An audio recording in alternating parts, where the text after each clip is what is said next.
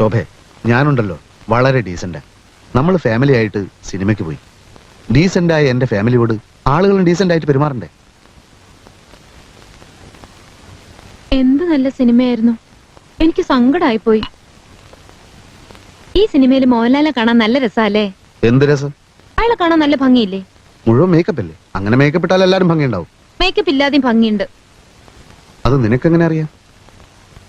അയാളുടെ കല്യാണത്തിന്റെ കാസറ്റ് ഞാൻ കണ്ടതല്ലേ, അതിലുണ്ടാവോ മേക്കപ്പ്? സിനിമാ നടന്മാരല്ലേ, എപ്പോഴും കാണും മേക്കപ്പ്. എനിക്കെന്തോ അയാളുടെ അഭിനയൊന്നും തീരെ ഇഷ്ടമല്ല. പിന്നെ ആരുടെ അഭിനയം ഇഷ്ടം? എനിക്ക് ആരെ ഇഷ്ടമല്ല. അപ്പൊ പിന്നെ രക്ഷയില്ല. ശോഭക്കറിയോ, സ്കൂളിൽ വെച്ച് നാടകാഭിനയത്തിന് എനിക്ക് എന്തുമാത്രം സമ്മാനങ്ങൾ കിട്ടിയിട്ടുണ്ടെന്ന്? ചുമ്മാ. ഓ, സത്യമായിട്ടും സിനിമയിൽ വിളിച്ചിട്ട് ഞാൻ പോയില്ല. അഭിനയിച്ച് കുടുംബം പുലർത്തേണ്ട ഗതികേടൊന്നും തൽക്കാലം എനിക്കില്ല. നമുക്ക് കിളക്കാൻ പോകാം, അന്തസ്സുണ്ട്.